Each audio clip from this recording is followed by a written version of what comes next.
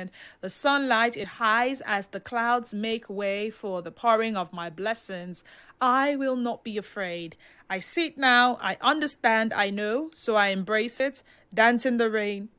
It's for my seeds to grow. For every prayer and every seed I've sown, the Lord of the harvest knows I'm reaping back 100-fold. The land, it's green. It's green. Ah, ah. I know that's the part a lot of us know. Some of us, we only pay attention to the chorus of his song. The other parts, verse 1, verse 2, the bridge, maybe the chorus and the bridge, but verse 1, verse 2, we may not know. So now you know. Now you know everything she was saying from the beginning of the song. My name is Denise Dennis Worlu. How's your mind? How's your body? And of course, how is your soul? What's popping? What's happening with you?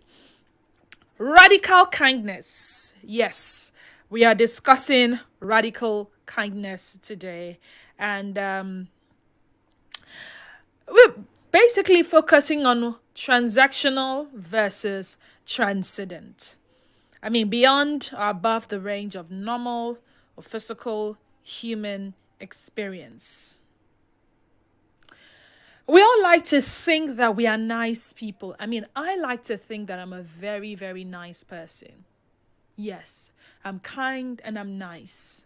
But how much of our kindness is actually a transaction? We give a smile to get back one. We are polite to the barista so our coffee comes faster. What happens when we remove the return on investment? What happens when we are not looking for reciprocity or reciprocation? Now, there is the transactional trap. The social contract. This is kindness with an invoice. We do something good and we are subconsciously waiting for the thank you, the reciprocation, or the social validation. Let me explain. When I was growing up, there used to be something that I see a lot of people do and say openly. I didn't get to understand it until I started experiencing it myself.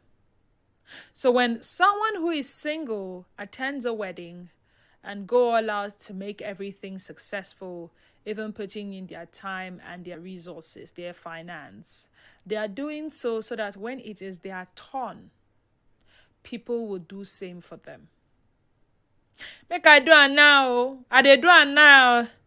Maybe when you go reach my turn now, go find on a guy, no worry now, I dey for you. Yeah, no say you dey for me, but now I don't do for you. Maybe when you reach my turn, I'll come dey find all of us. See us all of us gather now, all of us gather, I don't do for this guy. When you reach our turn, make we do the same thing, no. Someone gives birth. You don't go see, so I go see. I never get money like that. No, just go see. I no good to go see baby empty-handed now. How you go feel say person can't see your pikin empty-handed? I just hold small thing. I go see so that if you put something for the pikin hand, even if na make them take and buy wipes. And then you just hear, so that when you reach my turn, two person go come see my pikin with something, so that they go put something for my pikin hand. It's like you're paying forward for something that you want to be done to you. Aren't we all like that? Does it sound strange to us now that I put it that way? You're helping someone's child because the parents are no more. And deep within you, you are saying, let me help now. So that when my child, I'm not in this world, somebody would actually help this child. I have experienced kindness. Yes, I'm experienced kindness. And it was not because of what I did. It was because of something my late dad had done some years ago, even while he was still alive. I experienced the kindness even when he was alive. And the person would say, you are so person's daughter. And I would say, yes. Wow. Your father did this and that. Now, I wouldn't know if when he was doing it, he did it with the intention that someday somebody will look at my child and do the same for her. I don't know if he did. But hey, I reaped the benefit, right? I experienced it. He may have experienced some, but I experienced it. So we can do something good and we subconsciously wait for the thank you, maybe in words and in actions, in the present or in the nearest future. That reciprocation or the social validation. We can do something good so that people will say, guy, you try your chai. Only you not do all this one. Omo, you try. No easy. Even me, I no fit do like this. You try yo. Now there is also the ethical dilemma. If you do a good deed and nobody sees it, and the person you helped doesn't thank you, do you feel cheated? I say this because sometimes, even when people call for donations, there are people who would want to give anonymously because they don't want to be identified as the giver. They wouldn't even use their own bank accounts to send it because they know if they do, you will clearly see the name on the account details. They will want to go and use a merchant, a point of sales, and then they would tag the contribution from anonymous. They do not want to be seen as the person who had done it. I hear stories of people who got scholarships. Until today, they don't know who gave them the scholarship. They just know that every term their account is being credited, or the school account is being credited for their sake. Now, if you do all of these things and nobody sees you, and the person you probably helped doesn't know it's you, or maybe they know it's you, but they don't get to thank you, do you feel cheated? And if you do, what is kindness? Or what is a business deal? Was it kindness? Or was it a business deal? Also, there's the transcendent kindness as an end in itself. It's based on this philosophical idea of agape, disinterested love, of Kant's categorical imperative. You are kind because it is the right way to be. Now so you supposed be. Now so you supposed behave. That is how to live life. Regardless of how the world responds. So whether you get a thank you, whether you get an acknowledgement, whether they post your name on social media, on billboard, it doesn't matter. But is it possible to be too kind to someone who is actively cruel? You know that this person doesn't mean well for you. This person detests you.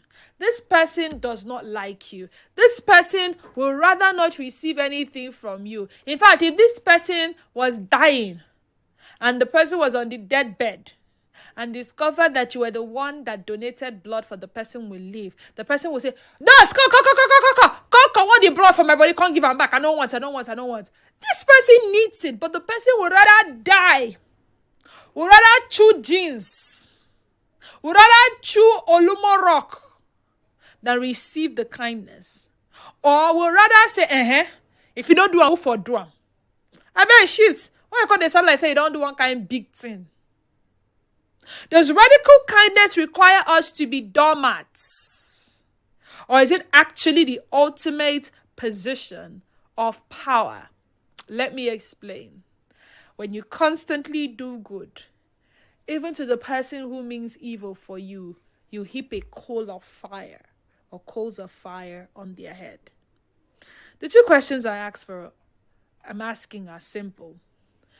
When was the last time you were actually radically kind to someone who was actually being cruel or being a jerk to you?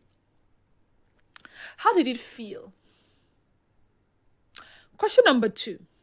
Do you believe selfless kindness actually exists? Or do we always get something out of it, like a dopamine hit or a dopamine effect? Question number 1. When was the last time you were radically kind to someone who was actively being a jerk or cruel to you? How did it feel? And question number 2. Do you believe selfless kindness actually exists? Or do we always get something out of it, like a dopamine hit? Let's talk. 0817-923-0002 and 0817-923-0003. Again, 0817-923-0002 and 0817-923-0003. WhatsApp and Telegram number is 0809-030-6416. Nigeria Info, good afternoon to you and welcome. Oh dear, I am so sorry we lost our call. Someone sent a video to me. I wonder what the video is about. Hold on. Had no idea this was this way. This was this time. I'll have to preview the video, so I'm sure it's not something that puts us in trouble. Nigeria Info, good afternoon to you and welcome. All right, try calling 0817-923-0009. That is 0817-923-0009. Hope the lines are better now. Nigeria Info, good afternoon to you and welcome. Yes, good afternoon. Good afternoon. Please speak up. My name is Ifeanyi. Ifeanyi, you're welcome. Ifeanyi, turn off your radio set, please. Nigeria Info, good afternoon. What's happening to my phone lines? Okay, so this video is really funny, but this is what I'll just describe the video. This guy knocks on someone's door and he's carrying a bag of food, I guess. The person opens the door and is looking helpless, homeless, and he receives it. And then he tells him to wait because there's someone with a camera who wants to capture the moment where he's receiving the gift. He goes in and he dresses properly, dresses in a suit, and then he moves the guy who is trying to present him with the package to the other side to seem like the receiver of the help. And he tells the cameraman, oh yeah, you can now capture. And then he takes the package, shakes hands with the ones who gave it to him, shakes hands with the cameraman and pushes him out the door. Like, you come my house as I did tatat. You are helping me and you want to video me so that you're not going to post it to the world that you just helped someone that was broke. No problem. He made the person who was helping look like the broke guy because he now dressed better than the person. I get the message. Thank you to the person who sent this video. Nigeria Info, good afternoon to you and welcome. Yeah, good afternoon to you. Good afternoon. Go ahead. This is Mr. Zion from Port Harcourt. Welcome. The Bible says that give, and it shall be given unto you. The truth is, the fundamentals of giving is for a peaceful coexistence. It's for us to reach out to one another as how it is from the beginning. So there is no way you will be a giver and it will not be given to you, because it's an ordinance from God. It's a principle that cannot be taken for granted. It's a principle that cannot be broken.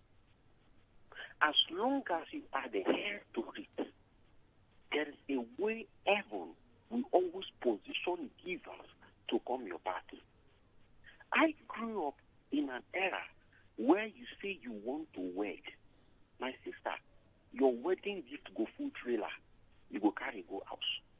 When they check your trademark, you are one of those that have been committed into people's wedding, into people's program, into people's affair, making things working. People come to your aid. And so it rolls over a period until today that the level of greed and wickedness is just everywhere. People want to wed, they hardly buy them refrigerator. They hardly buy them blender. In fact, you that this wedding, now you they give gift. People just come collect